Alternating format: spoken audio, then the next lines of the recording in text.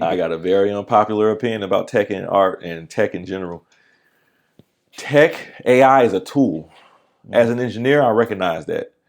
I'm not foolish enough to not recognize how it can disrupt our industry by creating fake copies and cheap copies, and how it has intellectual property issues with, taking people's work and reproducing it, what I mean, for sale in some other venue.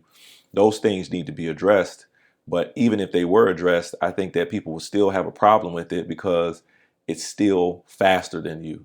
It can scale, what I'm saying, ways you can't. And in some ways, it might even be able to create things that you didn't even imagine. And we have to accept the inherent strengths of AI and use that tool in order to enhance what you're doing.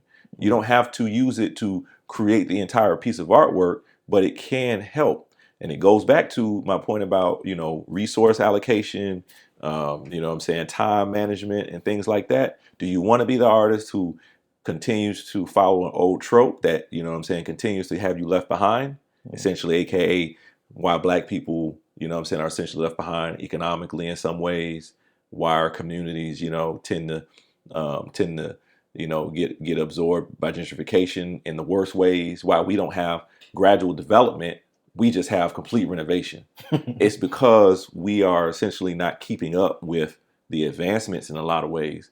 It's like we're sometimes the last to know something. And so I feel like, getting left behind means that, we get the last of whatever's being given out. So we have to become knowledgeable with AI because it's not going away.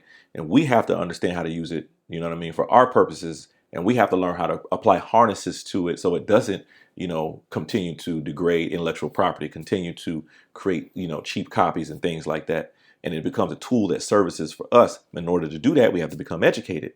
We have to participate. We have to stop villainizing it and start to, understand it and and integrate it, what I mean, in subtle ways, what I mean?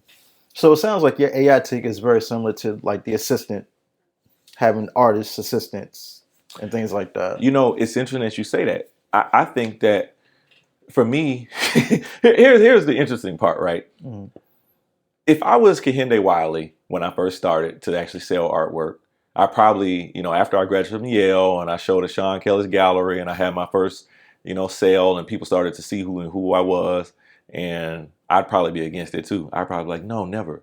I would never have assistants. I would never use AI. I want my work to be pure. Blah, blah, blah, blah, blah. You start to make millions of dollars. You don't think your opinion about that will change? You don't think that you'll be like, well, I had to do it because when you're at this level, it's impossible not to.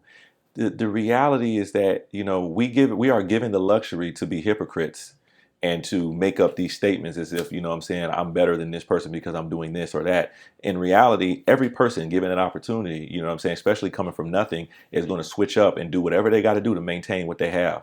We can talk about it when we ain't got nothing, you know what I'm saying? Because that's fine, right? We're kind of broken solidarity, but let one of us get it and we see it happen all the time. That person is going to do whatever they got to do